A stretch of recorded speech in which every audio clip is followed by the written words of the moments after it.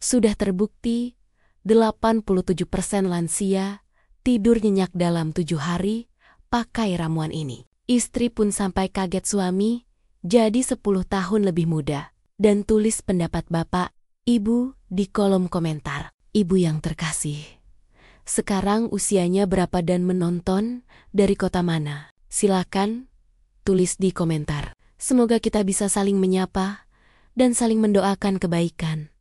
Bapak-bapak, ibu-ibu, sudah jam berapa sekarang? Pukul kedua pagi, tapi mata masih terbuka lebar. Badan rasanya capek, tapi kepala justru seperti tidak mau diam.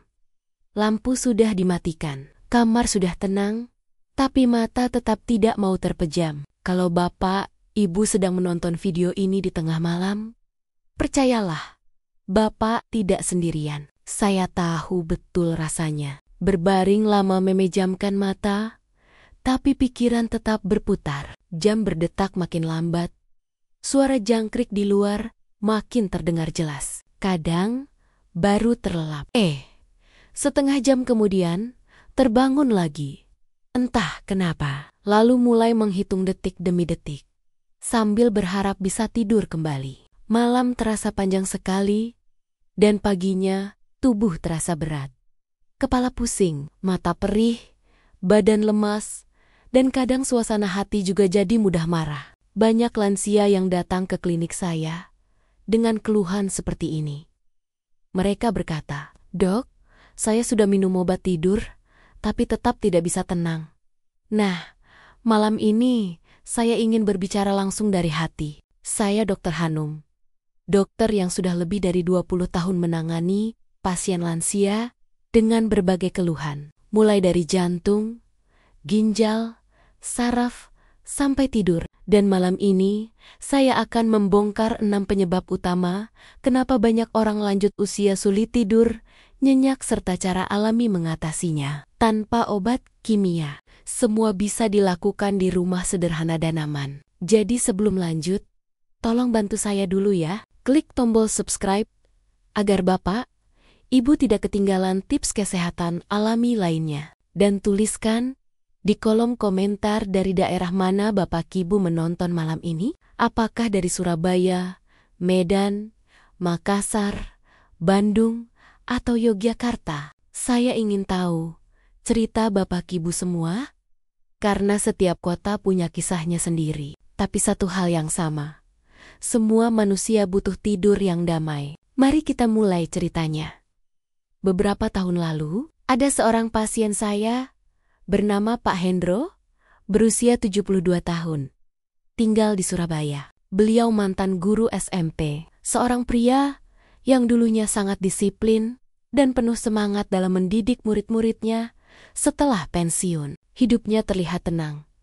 Rumahnya sederhana, dan setiap pagi ia masih suka menyapu halaman sambil menyapa tetangga. Namun di balik ketenangan itu, tersimpan keluhan yang perlahan menggerogoti hidupnya. Ia tidak bisa tidur dengan nyenyak. Selama hampir 3 tahun penuh, Pak Hendro hanya tidur 2 atau 3 jam setiap malam. Setiap pagi matanya merah, wajahnya tampak pucat, dan tubuhnya terasa kaku. Kadang ia duduk termenung di ruang tamu, sambil memegangi cangkir kopi yang sudah dingin. Istrinya sering berkata, "Pak, coba tidur siang sebentar." Tapi baru 15 menit berbaring, ia sudah terbangun lagi. Badannya capek, tapi pikirannya tidak pernah benar-benar tenang. Saya masih ingat betul saat pertama kali beliau datang ke klinik saya. Langkahnya pelan, bahunya sedikit membungkuk, dan matanya tampak sayu. Ia duduk di kursi depan saya,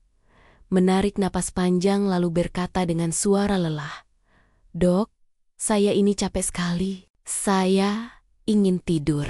Tapi setiap kali berbaring, tubuh saya seperti tidak mau diam. Kadang jam pagi saya masih menonton TV, kadang duduk di teras, hanya memandangi langit. Saya dengar azan subuh, tapi belum juga sempat memejamkan mata. Suaranya bergetar saat mengucapkan itu. Setelah saya memeriksa kesehatannya secara menyeluruh, tekanan darah, fungsi jantung, ginjal, hingga otaknya Hasilnya baik-baik saja. Tidak ada penyakit berat, tidak ada tumor, tidak ada gangguan saraf serius. Saat itulah saya tahu penyebabnya bukan sesuatu yang besar, tapi justru hal-hal kecil yang sering diabaikan. 6 hal sederhana yang selama ini menumpuk tanpa disadari membuat tubuh dan pikiran Pak Hendro kehilangan irama alaminya untuk beristirahat. Dan malam ini, saya ingin menceritakan ke-6 hal itu kepada Bapak Ibu semua.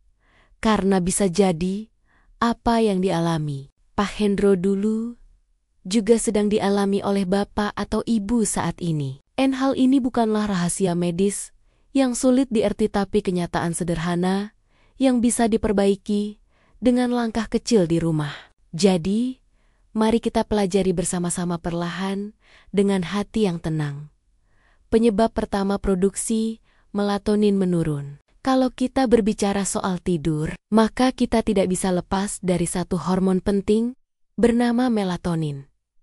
Inilah zat kecil yang bertugas memberitahu tubuh, sekarang malam waktunya beristirahat. Pada usia muda, tubuh kita memproduksi melatonin dengan lancar. Tapi seiring bertambahnya umur, terutama setelah melewati usia 60 tahun, produksinya mulai menurun drastis. Saya sering menjelaskan kepada pasien, bayangkan melatonin seperti lampu malam-malami di dalam tubuh. Dulu lampu itu menyala terang, membuat tubuh mudah mengenali kapan waktunya tidur.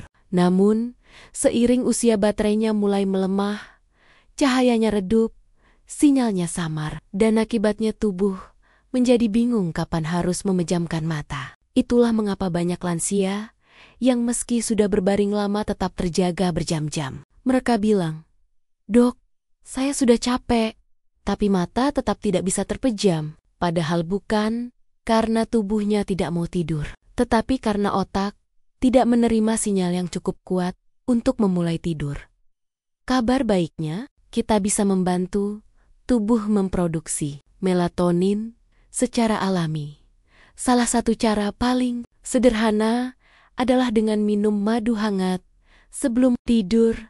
Madu mengandung zat alami yang membantu menenangkan saraf dan memicu pelepasan melatonin. Saya pernah menyarankan hal ini kepada seorang pasien, Bu Sumarni dari Kediri. Ia bilang, "Tondok, saya minum madu hangat setiap malam. Baru 2 minggu, saya bisa tidur jam 10 malam tidak lagi gelisah." Jadi sebelum tidur cobalah minum segelas air hangat dengan 1 sendok teh madu. Rasakan bagaimana kehangatannya, perlahan menenangkan dada, menurunkan detak jantung, dan mengundang kantuk yang lembut. Karena seringkali yang dibutuhkan tubuh kita bukan obat tidur, melainkan kenyamanan kecil yang mengingatkannya pada rasa aman. Namun Bapak Ibu, walaupun melatonin sudah cukup, ada kalanya tubuh tetap sulit tidur karena jam biologisnya terganggu. Ini seperti ketika jam di rumah kita melambat beberapa menit setiap hari. Lama-lama waktunya tidak sinkron dengan dunia luar. Nah, sekarang mari kita bahas penyebab kedua yang tidak kalah penting. Gangguan pada jam biologis tubuh atau yang sering disebut ritme sirkadian. Tubuh manusia sebenarnya punya jam internal, sebuah sistem alami yang mengatur kapan kita merasa segar, lapar, mengantuk, bahkan kapan hormon diproduksi. Jam inilah yang disebut ritme sirkadian. Pada orang muda, jam ini bekerja sangat rapi seperti orkestra yang dipimpin konduktor yang terlatih. Tapi seiring bertambahnya usia, jam ini mulai tidak teratur. Banyak lansia yang lebih sering berada di dalam rumah sepanjang hari, jarang terkena sinar matahari langsung. Akibatnya, otak tidak menerima sinyal yang jelas kapan waktu siang dan kapan waktu malam. Siang jadi terasa seperti senja, malam terasa seperti sore. Tubuh pun kehilangan arah dan akhirnya sulit merasa mengantuk saat malam tiba. Saya sering menyarankan pasien saya untuk berjemur atau berjalan ringan di bawah sinar matahari pagi selama 15 menit. Cahaya alami dari matahari memberi sinyal kuat kepada otak bahwa hari sudah dimulai. Dengan begitu ketika malam datang, tubuh tahu bahwa waktunya beristirahat. Selain itu, penting juga untuk menghindari paparan cahaya buatan dari televisi, ponsel atau lampu terlalu terang menjelang tidur. Cahaya biru dari layar bisa menipu otak seolah masih siang. Karena itu, cobalah matikan layar 30 menit sebelum tidur. Lalu nikmati secangkir kunyit hangat. Kunyit bukan hanya menghangatkan tubuh, tapi juga menenangkan sistem saraf. Banyak pasien saya yang mengatakan setelah rutin minum kunyit hangat di malam hari, tidurnya menjadi lebih cepat dan lebih dalam. Mereka bilang, rasanya tubuh seperti punya jam baru yang lebih teratur. Nah, setelah kita memahami bagaimana hormon dan jam tubuh bisa membuat tidur terganggu, ada satu hal lagi yang tidak kalah sering menjadi biang keladi. Rasa nyeri di sendi dan otot. Kadang bukan karena tidak mengantuk, tapi karena setiap kali berbaring, tubuh terasa sakit di sana. Ini, mari kita lanjut ke penyebab ketiga. Setelah kita memahami dua penyebab pertama, hormon tidur yang menurun dan jam tubuh yang mulai kacau. Kini mari kita bicara tentang hal yang lebih terasa secara fisik. Nyeri sendi dan pegal di tubuh. Saya yakin banyak di antara bapak dan ibu yang merasakannya. Saat hendak tidur, punggung terasa nyeri, lutut ngilu, atau bahu seperti ditarik-tarik. Sudah miring ke kiri tidak nyaman, balik ke kanan, masih sakit. Akhirnya, semalaman berguling seperti ikan di penggorengan, tanpa pernah benar-benar bisa beristirahat. Rasa nyeri ini sering dianggap sepele, tapi sebenarnya sangat mengganggu kualitas tidur. Nyeri membuat otot menegang, membuat saraf tetap waspada, dan otak sulit memerintahkan tubuh untuk rileks. Banyak lansia mengira ini bagian normal dari penuaan, padahal bisa dikendalikan dengan cara alami. Salah satunya adalah mengatasi peradangan di tubuh yang sering jadi akar masalah nyeri. Kandungan kurkumin dalam kunyit terbukti membantu menurunkan peradangan dan melancarkan sirkulasi darah. Saya selalu menganjurkan pasien untuk minum kunyit hangat, campur madu sebelum tidur. Hangatnya membantu melonggarkan otot.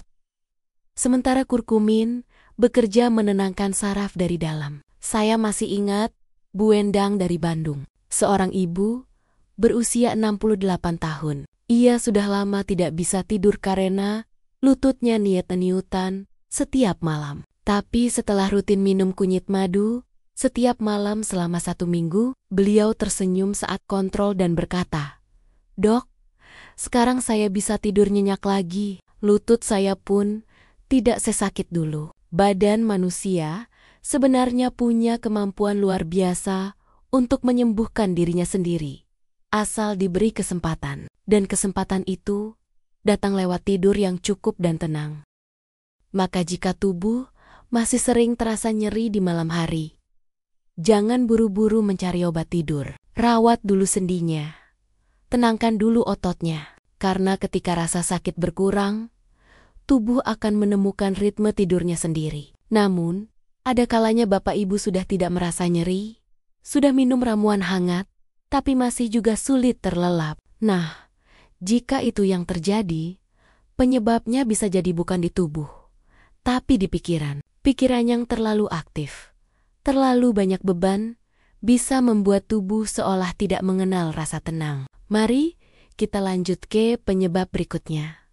Bapak-bapak, ibu, pernahkah merasakan tubuh sudah lelah, tapi kepala justru tidak bisa berhenti berpikir?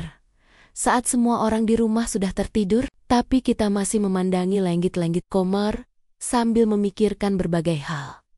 Anak yang belum menikah, tagihan listrik cucu yang sakit, atau kenangan masa lalu yang tiba-tiba muncul begitu saja. Inilah yang sering saya sebut sebagai pikiran yang terlalu aktif. Dan percayalah, inilah salah satu musuh terbesar tidur. Ketika pikiran terus berputar, otak tidak bisa masuk ke mode istirahat. Ia terus mengirim sinyal siaga ke tubuh, seolah masih harus bekerja. Akibatnya, walaupun mata terpejam, Otot tidak benar-benar rileks dan tidur pun menjadi dangkal. Banyak pasien yang berkata, "Dok, saya tidur tapi rasanya tidak tidur." Ini tanda bahwa otak mereka tidak pernah berhenti bekerja, bahkan di malam hari. Salah satu cara paling sederhana untuk menenangkan pikiran sebelum tidur adalah dengan minum susu hangat. Susu mengandung triptofan, zat alami yang membantu otak menghasilkan serotonin, hormon yang membuat suasana hati tenang dan damai.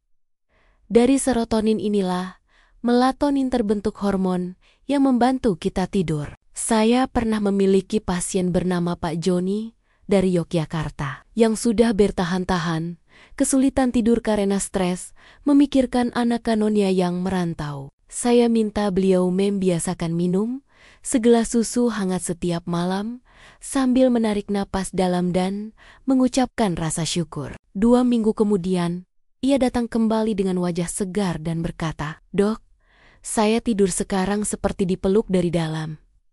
Rasanya tenang sekali." Ketenangan bukan sesuatu yang datang tiba-tiba. Ia perlu dibangun dengan kebiasaan kecil dari napas yang pelan, pikiran yang dilepaskan, dan hati yang memilih bersyukur. Karena tidur sejatinya bukan sekadar memejamkan mata, tapi keadaan di mana tubuh dan pikiran berdamai satu sama lain. Nah, meskipun pikiran sudah tenang dan badan sudah nyaman, masih ada satu hal yang seringkali membangunkan para lansia di tengah malam. Bukan karena mimpi buruk, bukan karena stres, tapi karena harus bolak-balik ke kamar mandi. Mari kita bahas penyebab kelim ini. Masalah kecil yang ternyata punya pengaruh besar terhadap kualitas tidur.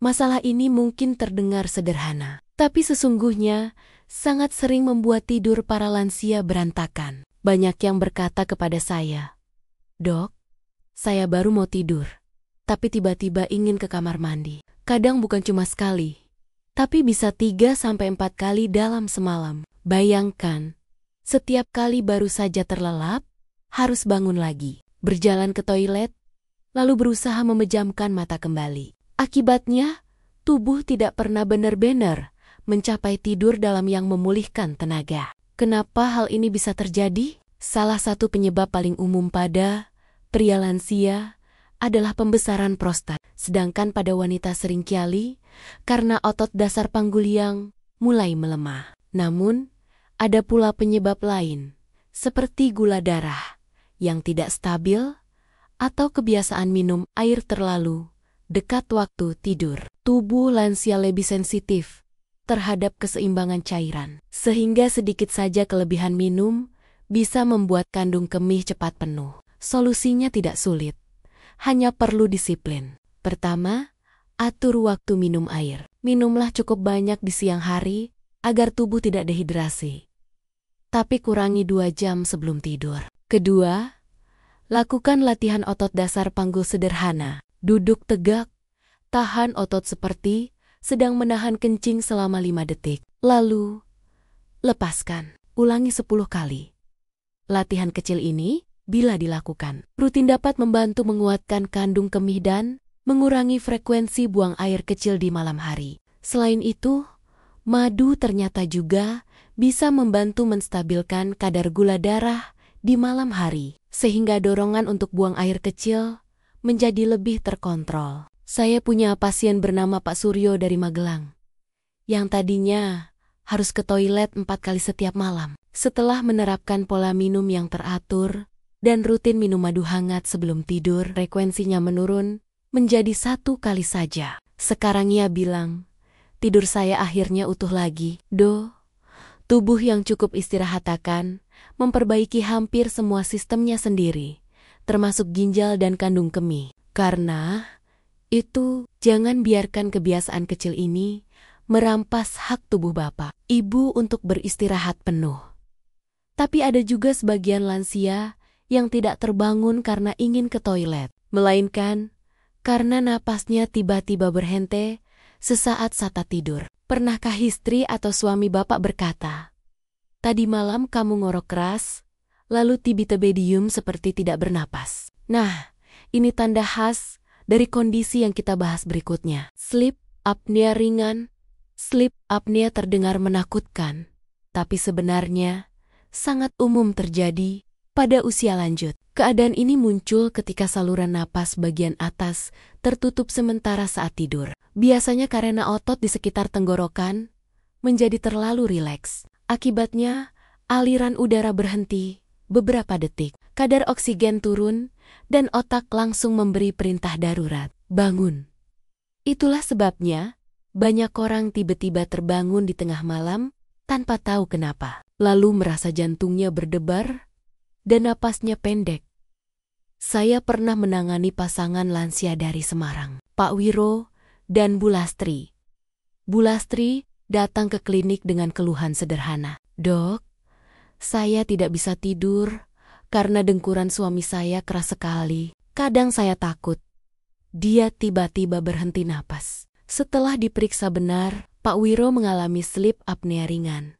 Otot tenggorokannya sedikit kaku, dan posisi tidurnya membuat jalan napas sempit. Solusi untuk kasus seperti ini sebenarnya sederhana dan alami. Pertama, tidur miring ke kiri atau kanan agar saluran udara tetap terbuka. Kedua, hindari makan berat 2 jam sebelum tidur, karena perut penuh bisa menekan diafragma dan mempersempit jalur napas.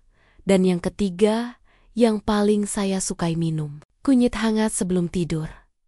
Kandungan kurkumin di dalam kunyit membantu menurunkan peradangan di saluran napas, sehingga udara bisa mengalir lebih lancar. Setelah 2 minggu rutin melakukan hal itu, Bu Lastri kembali ke klinik sambil tersenyum. Dok, sekarang suami saya sudah tidak ngorok keras lagi. Malam-malam saya pun tenang.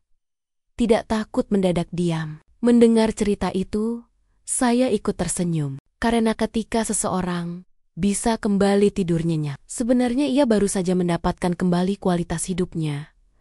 Tidur yang baik adalah fondasi dari segalanya. Jantung lebih kuat, tekanan darah lebih stabil, pikiran lebih jernih, dan tubuh terasa ringan di pagi hari. Maka, jika Bapak, Ibu mendengkur atau sering terbangun tanpa sebab, jangan anggap remeh. Bisa jadi itu tanda sleep apnea ringan yang bisa diperbaiki dengan langkah sederhana seperti ini. Nah, setelah kita membahas ke-6 penyebab utama sulit tidur pada lansia, mulai dari hormon melatonin, jam biologis, nyeri sendi, pikiran aktif, kebiasaan ke toilet, hingga sleep apnea. Kini saatnya kita membahas bagaimana cara alami membantu tubuh tidur lebih nyenyak. Saya akan ajarkan ramuan sederhana yang bisa dibuat di dapur tanpa obat kimia, tapi hasilnya luar biasa.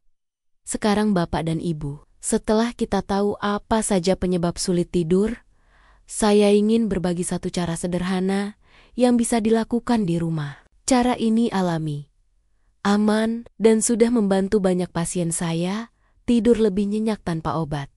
Saya menyebutnya ramuan tidur nyenyak Dr. Hanum. Bahannya mudah, murah, dan bisa dibuat siapapun hanya dalam beberapa menit. Bahan-bahannya seperti ini. 1 gelas susu hangat, boleh susu sapi kedelai atau susu almond. 1 sendok teh madu murni, 12 sendok teh bubuk kunyit, dan sejumput kecil lada hitam. Cara membuatnya pun sangat mudah.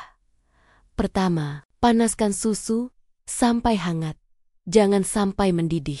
Kedua, masukkan bubuk kunyit. Aduk perlahan sampai warnanya berubah menjadi kuning kemasan. Ketiga, tambahkan madu. Aduk lagi sampai larut. Terakhir, taburkan sedikit lada hitam di atasnya. Mungkin Bapak dan Ibu berpikir, kenapa harus pakai lada hitam? Nah, disitulah rahasianya. Lada hitam mengandung zat alami bernama piprin. Zat ini membantu tubuh menyerap kurkumin dari kunyit sampai 2000% lebih baik. Artinya, efek menenangkan dari kunyit bisa bekerja jauh lebih kuat. Minumlah ramuan ini sekitar 30 menit sebelum tidur. Sambil menunggu, duduklah dengan tenang. Tarik napas pelan, hembuskan perlahan.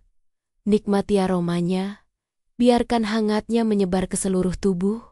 Matikan televisi, redupkan lampu, dan biarkan kehangatan ramuan ini menuntun tubuh menuju keadaan rileks. Kalau bapak atau ibu tidak cocok dengan susu sapi, bisa gunakan susu almond atau kedelai. Efeknya tetap sama, menenangkan. Karena tidur yang nyenyak selalu dimulai dari hati yang tenang. Saya masih ingat Bu Sulastri dari Makassar, usia 69 tahun. Dulu ia minum obat tidur hampir setiap malam. Tapi, setelah rutin minum ramuan ini selama 3 minggu, ia berkata dengan mata berkaca-kaca, "Dok, sekarang saya tidak butuh obat tidur lagi. Badan saya hangat, pikiran saya tenang. Saya kayak merasa seperti kembali muda." Mendengar itu, saya tersenyum. Karena tidur nyenyak memang bukan tentang usia, tapi tentang keseimbangan antara tubuh dan hati. Nah, Bapak Ibu, setelah rutin minum ramuan ini, banyak yang bertanya, "Dok, selain bisa tidur nyenyak, apakah ada manfaat lain yang saya rasakan?" Tentu saja ada. Mari saya ceritakan efek-efek positif luar biasa yang sering muncul setelah tubuh mendapatkan tidur alami yang cukup.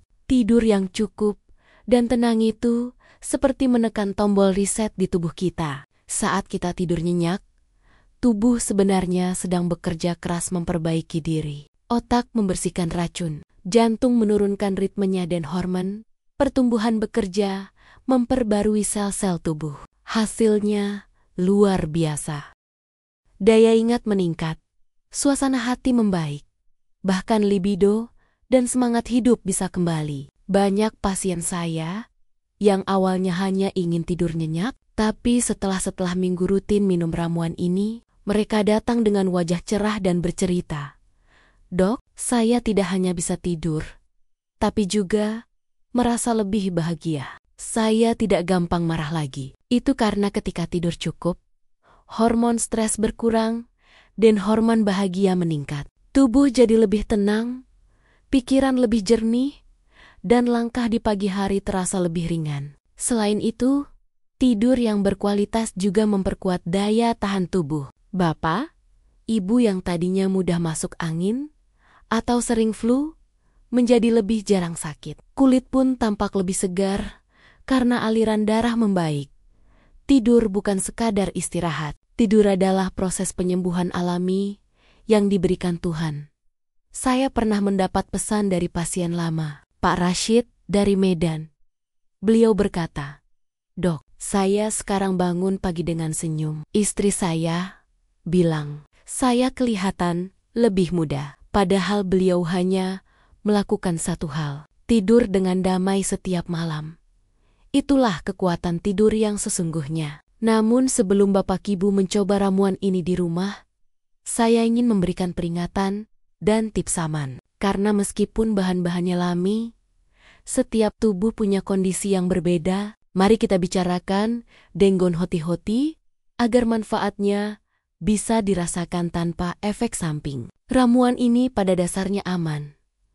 Tapi bagi sebagian orang dengan kondisi tertentu, tetap perlu kehati-hatian. Bagi Bapak Ibu yang sedang mengonsumsi obat pengencer darah atau memiliki riwayat batu empedu, sebaiknya konsultasikan terlebih dahulu ke dokter. Kunyit memiliki efek meningkatkan aktivitas empedu, dan pada beberapa orang bisa memicu rasa tidak nyaman di perut. Selain itu, perhatikan juga kadar madu yang digunakan. Untuk penderita diabetes, cukup setengah sendok teh saja, tidak perlu lebih.